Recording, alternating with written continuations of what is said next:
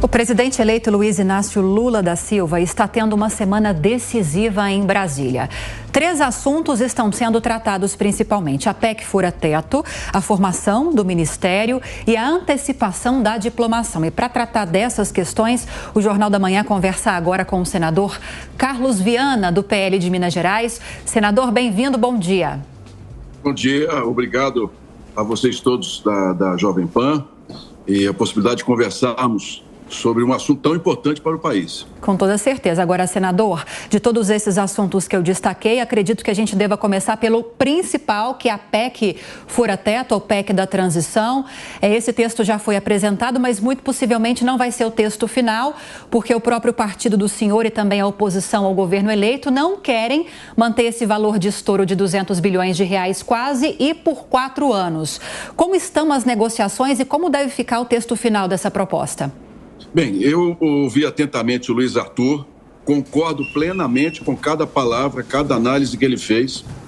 Nós estamos colocando em risco, se essa PEC for aprovada como está, todo um conjunto, um trabalho que foi feito nos últimos 4 anos para recuperar o país e reequilibrar as contas públicas. É bom deixarmos claro aos telespectadores que nós não estamos falando apenas de 175 bilhões ou mais 23 bilhões em arrecadação extra. Nós estamos falando em mais de 300 bilhões de reais. Por quê? Porque, além do teto, você tirar todo o Auxílio Brasil, 175 bilhões, vamos colocar a grosso modo, você está deixando para o gasto do governo outros 105 bilhões que já estavam previstos. Então, só aí nós já vamos para 280 bilhões de possibilidade de gasto do governo. Quando você tira o dinheiro que vem de divisa exterior, moeda estrangeira, para o meio ambiente, é algo louvável, é algo que a gente precisa trabalhar. Mas você tira do Tesouro recursos fundamentais para você manter a negociação da dívida externa com juros muito mais baixos. Quando você tira das universidades, as universidades vão passar a receber o dinheiro que vem. É louvável apoiar as universidades, mas elas precisam fazer um controle interno melhor de investimento por aluno. Quando você tira isso, você tira do Tesouro também dinheiro que ajuda a controlar a inflação.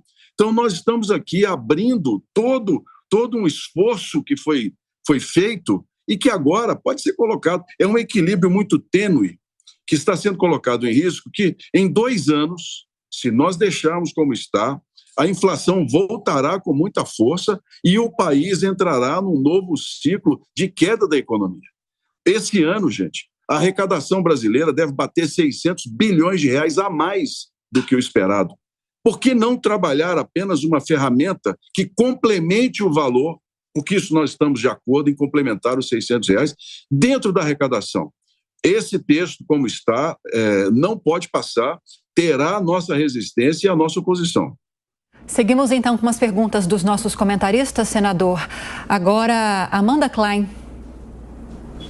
Senador, bom dia. Eu queria lhe perguntar sobre esse jantar que está marcado para hoje à noite, né, com Valdemar Costa Neto, a bancada do PL. Qual será a pauta desse jantar? Vocês vão tratar aí, por exemplo, as bancadas da Câmara e do Senado sobre essa multa de 22, quase 23 milhões de reais imposta ao partido pelo ministro Alexandre de Moraes? O presidente Bolsonaro estará presente nesse jantar, confirmou sua presença. O que o senhor pode nos adiantar? Bem, não posso dizer sobre a presença do presidente Jair Bolsonaro, né? Essa é uma negociação que está lá com a presidência. O que eu sei é que nós, senadores, principalmente os que estão chegando e os que estão no mandato, estamos firmes em darmos uma resposta às decisões que foram tomadas pelo ministro Alexandre de Moraes e também pelo próprio conjunto do Supremo Tribunal Federal nos últimos anos. Esse ativismo político que tomou conta do judiciário brasileiro precisa ser colocado com um limite. Não é possível que você, inclusive, tenha uma comissão de juristas que vá dentro do Senado, levar um projeto de lei que muda o impeachment e que, inclusive, propõe que ministros e juízes não sejam criminalizados pelos que eles chamam de hermenêutica, mano. O que é isso? Hermenêutica é o entendimento da lei. Está escrito a lei lá que não pode um juiz, então, decide entender que, pelos princípios de uma sociedade ou pelos princípios dele, a decisão tem que ser diferente do que está na lei. Não, o judiciário tem que se ater ao que está ali. E eu tenho conversado muito com meus colegas do Senado de que nós precisamos dar uma resposta institucional. Não se trata aqui de perseguir judiciário, tirar a independência, trata-se aqui de nós reequilibrarmos os poderes e nós decidimos limitar. Sendo rápido aqui, o TSE se junta e dá a Alexandre de Moraes um poder supremo de tomar decisões. Ele vai lá, suspende contas na internet, não dá direito de defesa, não diz quanto tempo as contas vão ficar fora do ar, nem de que maneira elas vão ser retomadas. Olha, o que é isso? Não há uma legislação que diga que o TSE não possa fazer isso. Então vamos criar uma legislação. É o nosso papel. Se é para o Supremo, comandado pelo ministro Lewandowski, criar um modelo novo para o impeachment, entregar para os senadores goela abaixo, então entrega a chave do Senado. Entrega logo. Por que nós estamos aqui eleitos pela população? Essas decisões, o PL hoje, a meu ver, é o meu posicionamento. Não é um posicionamento, eu não falo pelo partido. Falo por mim, como senador, que nós precisamos dar uma resposta à população. Precisamos analisar com muita responsabilidade tudo o que aconteceu no país durante esse período eleitoral. Senador, na sequência, a pergunta do deputado Coronel Tadeu. Satisfação entrevistá-lo aqui na Jovem Pan. Nós sabemos que a lei de responsabilidade fiscal, que impôs um limite aos governantes com os gastos com o pessoal, e também o teto de gastos previsto na Constituição, são duas ferramentas importantes para se manter o controle das finanças. Ontem eu fiquei surpreso com a proposta de emenda constitucional do senador José Serra, aqui de São Paulo, que prevê um endividamento, ou seja, um limite para o endividamento. Isso é ultrapassar e praticamente sobrepor essas duas ferramentas. O que o senhor acha dessa proposta do senador José Serra? Para mim, é algo esdrúxulo nesse momento, quando a gente deveria estar mostrando austeridade com as finanças. Coronel Tadeu, o que se propõe para quebrar o teto, e estão usando como argumento, é de que durante o governo Bolsonaro, o teto também não foi respeitado. Ora, nós temos que lembrar que durante 2 anos, o governo Bolsonaro enfrentou uma pandemia, em momento algum, recente no mundo, nós enfrentamos. Nós tivemos que colocar 750 bilhões de reais, eu falo nós, porque sou vice-líder do governo, e atuei em todas as ações, 750 bilhões de reais para socorrer a população.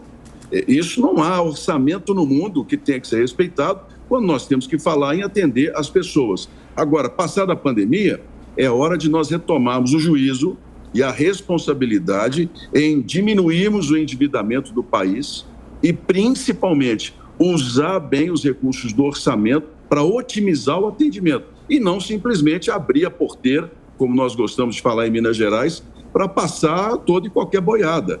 É colocar o país em risco e, em pouco tempo, em queda novamente do crescimento econômico.